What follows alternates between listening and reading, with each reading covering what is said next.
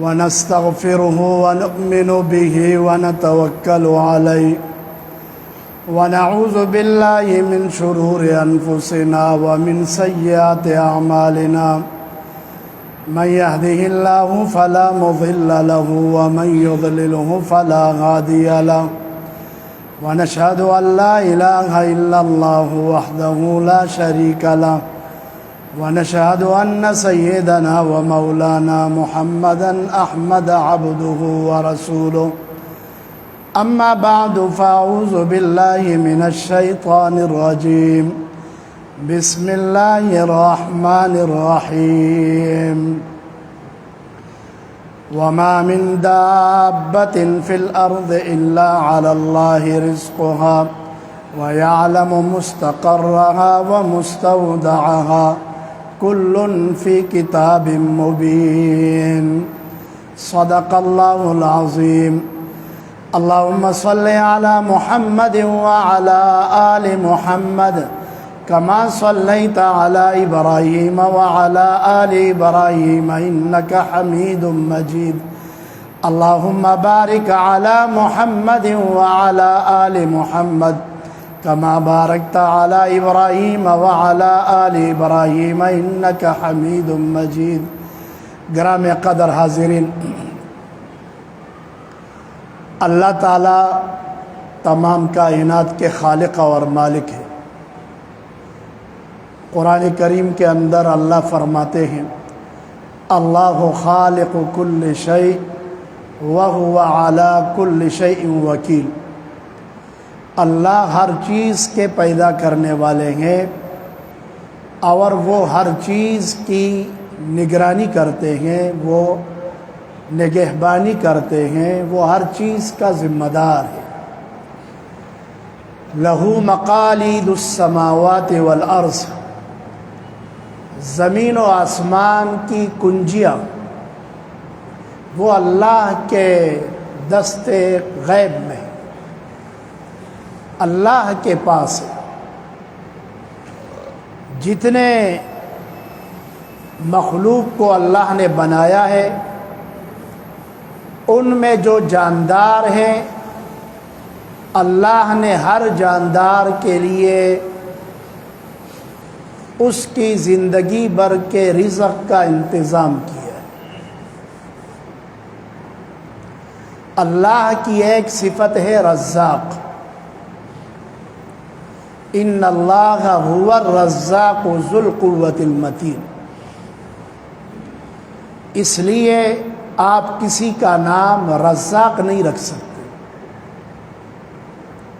جس طرح کسی کا نام رحمان نہیں رکھ سکتے۔ عبد الرحمن، عبید الرحمن رکھ سکتے، عبد الرزاق نام رکھ سکتے، لیکن صرف رزاق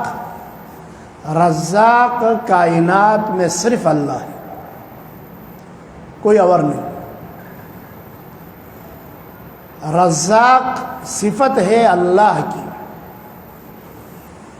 اور اللہ رزق کو ایسا تقسیم کرتا ہے کہ انسان کی عقل حیران رہ جاتی ہے۔ نحن قسمنا بینہم معیشتہم فی الحیات الدنیا، ہم نے انسانوں کے درمیان میں ان کی زندگی میں رزق کو تقسیم کیا ہے۔ ہر انسان اپنی زندگی میں اپنے رزق کو لپیٹ رہا ہوتا ہے۔ یہ جمع کر رہا ہے، ہم کہتے ہیں جمع کر رہا ہے، یہ جمع نہیں کر رہا، یہ لپیٹ رہا ہے۔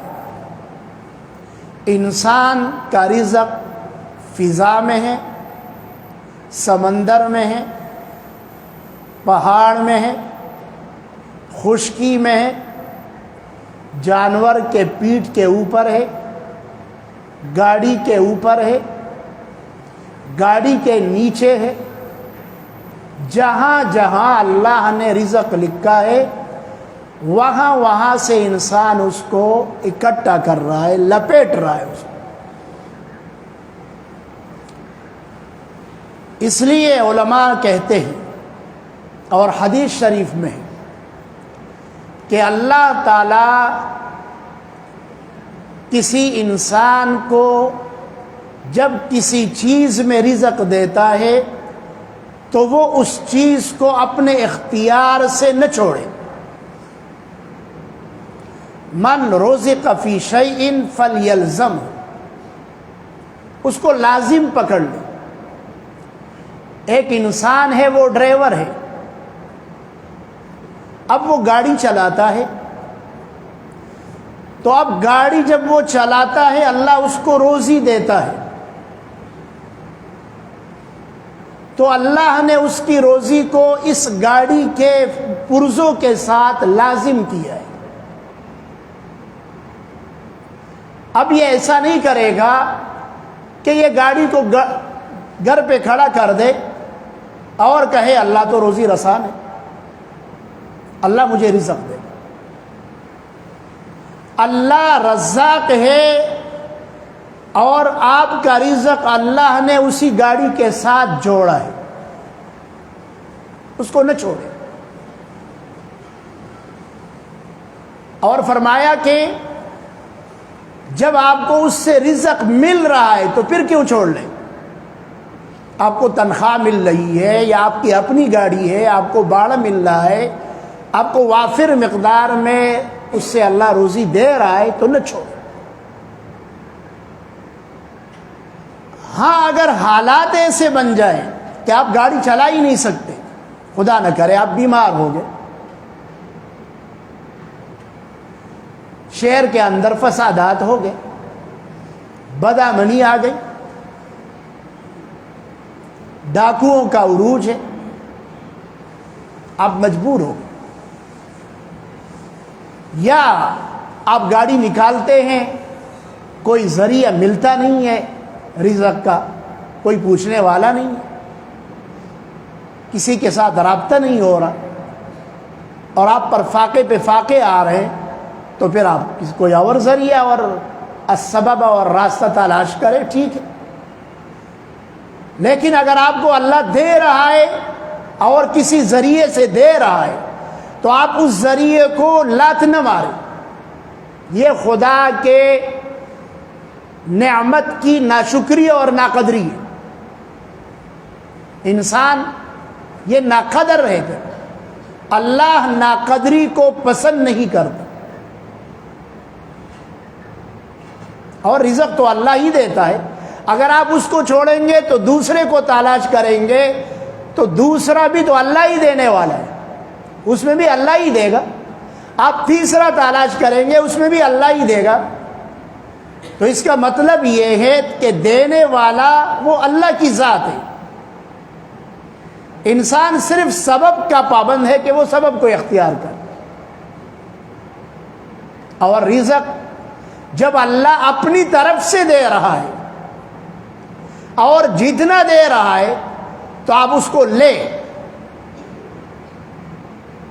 آپ ایسا نہ کریں کہ میرے پاس تو بہت ہے، مجھے ضرورت نہیں. نہیں، استغنا اللہ کی صفت ہے. بندہ محتاج ہے.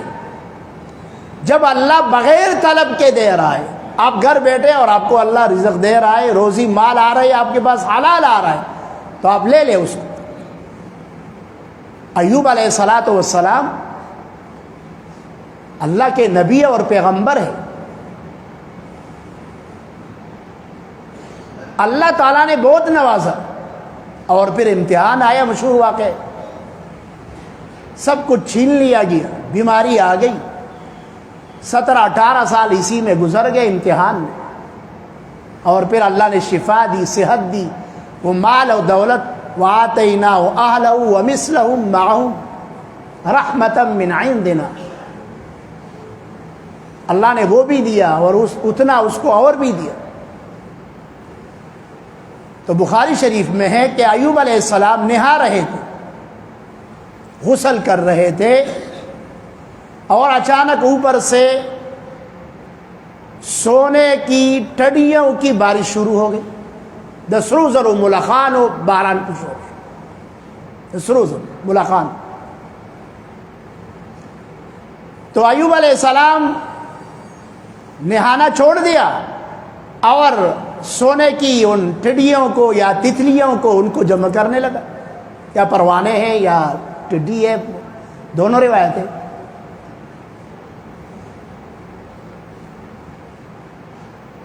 تو اللہ تعالیٰ نے فرمایا ایوب میں نے تو آپ کو بہت دیا ہے، پھر اتنا شوق. تو ایوب علیہ السلام نے فرمایا کہ یا اللہ میں آپ کی عطا سے مستغنی نہیں ہوں، میں آپ کی عطا کا محتاج ہوں. میں آپ کی عطا کا محتاج ہوں، میں مستغنی نہیں ہوں. اب ایوب علیہ السلام کو لالچ نہیں ہے کہ سونا مل رہا ہے، نہ سونے پر نظر ہے، نہ لالچ ہے، نہ شوق ہے، بلکہ نظر کس پر ہے کہ دینے والا کون ہے؟ اللہ ہے. اللہ برسا رہا ہے. کون برسا رہا ہے؟ اللہ برسا رہا ہے، بغیر مانگے برسا رہا ہے. اب بغیر طلب کے انسان دعا بھی نہ کرے، طلب بھی نہ کرے، مانگے بھی نہیں، اور پھر اللہ دے رہا ہے، تو یہ کیا ہے؟ یہ اللہ کا احسان ہے. اب اس کو لے لو، اب حاصل کرو، اس پر پابندی نہیں. اور اللہ تعالیٰ تو اپنے بندوں کا خیال رکھتا ہے. دنیا کے اندر کوئی جاندار ایسا نہیں ہے جو بھوکا سوتا ہو سوائے انسان. باقی جتنے جاندار ہیں ان کے پاس عقل نہیں ہے، شعور ہے. نہیں کہ جاندار ہے اس کو پتہ ہی نہیں چل رہا، نہیں، شعور ہے اس کے پاس، احساس ہے. اب ان کی آنکھ کو قریب کرے وہ دور ہوگا اس سے، اب مارے وہ بھاگے گا. اس کو احساس ہے، وہ شعور ہے، وہ سمجھتا ہے، اپنے مالک کو پہچانتا ہے، اس سے وفا کرتا ہے، اس سے محبت کرتا ہے. جانور ایسے نہیں ہے کہ یہ جانور ہے، ان کو اللہ نے سمجھ دی ہے، لیکن جو سمجھ اللہ نے انسان کو دی ہے اتنی سمجھ نہیں دی. یہ تو انسان کی سمجھ ہے کہ وہ بڑے بڑے جانوروں کو قابو کرتا ہے. اب جانور جس کے پاس عقل نہیں، جس کے پاس زبان نہیں بولنے کی، وہ تو پیٹ بھر کر کھا کر سو جاتا ہے رات کو. اور انسان جس کو اللہ نے عقل دیا ہے، جس کو اللہ نے زبان دی ہے بولنے کے، جس کو اللہ نے طاقت و قوت دی ہے، جس کو اللہ نے عقل و فہم دیا ہے، سمجھ بوجھ دی ہے، وہ رزق کے لیے پریشان ہوتا ہے، بھاگ دوڑ کر. رات کو کبھی کبھی بھوکا سو جاتا ہے. کیوں؟ کیونکہ اللہ پر اتنا ایمان اور یقین نہیں ہے جتنا ہونا چاہیے. کیونکہ اللہ تو کہتا ہے وَمَا مِن دَابَّةٍ فِي الْأَرْضِ إِلَّا عَلَى اللَّهِ رِزْقُهَا، رزق میرے ذمہ. اور اللہ کا نظام ایسا چل رہا ہے. اب دیکھو، دن میں انسان محنت کرتا ہے، رات میں آرام کرتا ہے. مفتی شفیع رحمہ اللہ لکھتے ہیں، کیا دنیا کے انسانوں نے کانفرنس کی تھی، میٹنگ کی تھی، جلسہ کیا تھا، اور اس میں یہ بات طے ہوئی تھی کہ دن میں ہم کام کریں گے اور رات میں آرام کریں گے. قرآن میں اللہ فرماتے ہیں وَجَعَلْنَا اللَّيْلَ لِبَاسًا وَجَعَلْنَا النَّهَارَ مَعَاشًا. دن کو اللہ نے معیشت کا ذریعہ بنایا، رات کو اللہ نے لباس بنایا. لباس کے ذریعے انسان اپنے جسم کو چھپاتا ہے، رات کے ذریعے انسان اپنے بندوں کو، مخلوق کو چھپاتا ہے، وہ اس میں آرام کرتے. یہ اللہ نے جو نظام بنایا ہے، اللہ نے الذی کل شیء خلقہ ثم ہدی، اللہ نے ہر چیز کو پیدا کیا اور پھر زندگی گزارنے کی طرف اس کو رہنمائی کی. تو تمام انسان وہ دن میں مزدوری کرتے ہیں، رات میں سوتے آرام کرتے. اب اگر ایسا ہوتا کہ کوئی دن میں کرتا، کوئی رات میں کرتا، کوئی اپنی مرضی کرتا، تو پھر دنیا کے اندر بے آرامی ہوتی، پریشانی ہوتی، اختلافات ہوتے، جھگڑے ہوتے. یہ اللہ کا نظام ہے جو اللہ چلا رہا ہے. یہ اللہ کا نظام ہے، اور اللہ اسی طرح اسی نظام کے تحت ہر انسان کو اس کے حصے کا رزق دیتا۔ مفتی تقی عثمانی دامت برکاتہم لکھتے ہیں کہ میرے بڑے بھائی تھے ذکی کیفی، مرحوم، فوت ہو چکے، لاہور میں رہتے تھے اور ان کی کتابوں کی دکان تھی، تجارت کرتے تھے کتابوں کی۔ تو وہ کہتے ہیں کہ اللہ تعالیٰ اپنے بندوں کو جس طریقے سے رزق دیتا ہے تو کبھی کبھی انسان اس کو دیکھ کر بے اختیار خدا کے حضور سجدے میں گر جاتا ہے۔ اللہ ایسے اسباب پیدا کرتا ہے۔ وہ کہتے ایک دن صبح میں اٹھا اور تیاری کی دکان جانے کے لیے، تو شدید بارش شروع ہو گئی، تیز بارش، طوفان ہے، بارش ہے۔ تو میں نے سوچا کہ اس بارش میں دکان کیسے جاؤں، اور پھر دکان بھی پرچون کی نہیں ہے، کھانے پینے کی نہیں ہے کہ جس کی انسان کو ضرورت ہے، کھانے پینے کی چیزیں اس سے تو مفر نہیں ہے، خلاصی نہیں ہے، مجبوری ہے۔ وہ دکان تو لوگ جاتے ہیں، اس سے خریداری کرتے ہیں۔ اب کتابوں کی دکان پہ لوگ تو تب جائیں گے نا، پہلے پیٹ بھریں گے، اپنے جسم کو ڈھانپیں گے، اپنی ضروریات پوری کریں گے، اس کے بعد کتاب کا موقع ملے گا تو کتاب خریدیں گے۔ اور پھر دینی کتابیں اور اسلامی کتابیں وہ تو ویسے بھی کم بکتی ہیں۔ میں نے سوچا کہ اس شدید بارش میں میری دکان پر کون آئے گا خریداری کے لیے، اور وہ خریداری کرے گا، کتاب خریدے گا اور دین کی کتاب خریدے گا۔ پھر میں نے کہا کہ اللہ نے میرے ذمے رزق کو تلاش کرنا لکھا، دکان میں نے شروع کی ہے، اب میری ذمہ داری ہے کہ میں اپنے ٹائم پہ دکان پہ پہنچوں اور دکان کو کھولوں اور بیٹھ جاؤں۔ رزاق کون ہے؟ اللہ، دینے والا تو اللہ ہے، میں اپنی طرف سے اپنی کوشش کروں گا۔ کہتے میں اس نیت سے اٹھا، چھتری اٹھائی اور بارش میں چل پڑا، دکان پہ پہنچا، دکان کھول دی، بیٹھ گیا، تلاوت کرنے لگا۔ کہتے کچھ دیر کے بعد لوگ آنا شروع ہو گئے، اب دڑا دڑ لوگ آ رہے اور کتابیں خرید رہے، لوگ آ رہے اور کتابیں خرید رہے، کسی کے اوپر چھتری ہے، کسی کے اوپر پلاسٹک ہے، کسی کے اوپر کیا چیز ہے، اسی بارش میں نکل کر وہ کیا کر رہے ہیں؟ کتابیں خرید۔ کہتے دیگر اور دنوں میں جتنی بکری ہوتی تھی اسی دن بھی اتنی ہی ہو گئی۔ یہ کون دے رہا ہے؟ یہ اللہ دے رہا ہے، اللہ کا نظام ہے، یہ ایک مستحکم نظام ہے جو چل رہا ہے۔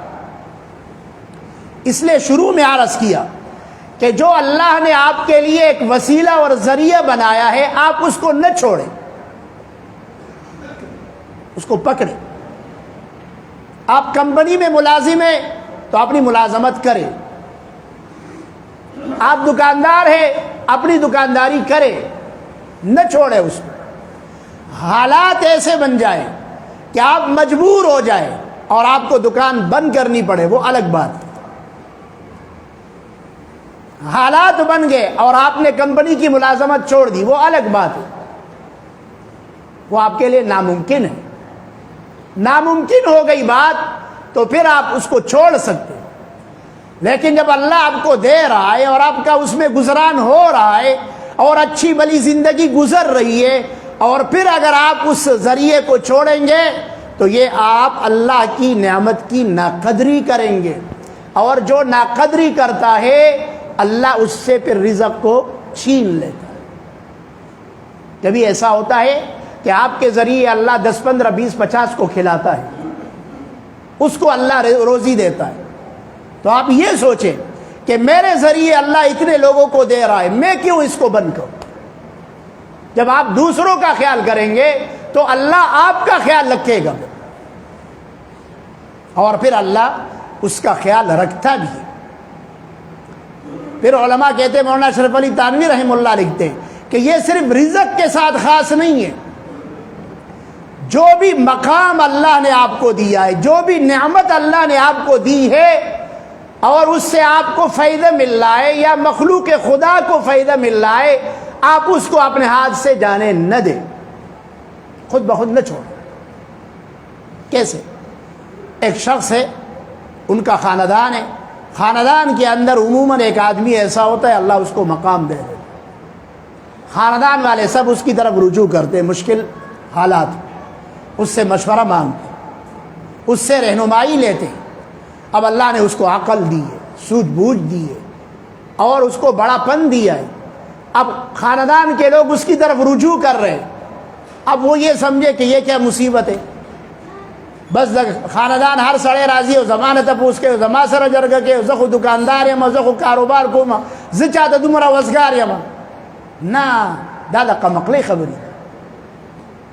اللہ کا شکر ادا کرے، آپ مثبت سوچیں کہ اس خاندان میں اللہ نے مجھے بڑا بنایا ہے، اگر اللہ چاہتے تو میرے کسی بھائی کو بڑا بنا دیتے، میرے چچا کو بنا دیتے، میرے ماموں کو بنا دیتے، میرے کزن کو بنا دیتے۔ اللہ نے مجھے یہ دن دیا ہے تو میں کیوں نہ اللہ کے مخلوق کی خدمت کروں۔ محلے کے اندر اللہ نے آپ کو بڑا مقام دیا ہے، آپ بڑے تو بڑا یہ خدا کی نعمت ہے۔ اب اگر محلے میں کوئی مسئلہ آ گیا اور آپ کی طرف لوگ رجوع کر رہے ہیں، آپ کو جرگے میں بلاتے ہیں، آپ سے مشورہ کرتے، تو آپ خوشی خوشی جائے جرگے میں اور لوگوں کو فائدہ پہنچائے، کسی کے ساتھ زیادتی نہ کرے، کیونکہ یہ منصب اللہ نے آپ کو دیا ہے، یہ اللہ نے آپ کو یہ منصب دیا ہے، اللہ نے آپ کو اچھے اخلاق دیے ہیں اور اس اخلاق کی وجہ سے لوگ آپ سے محبت کرتے ہیں، لوگ آپ کی تعریف کرتے ہیں۔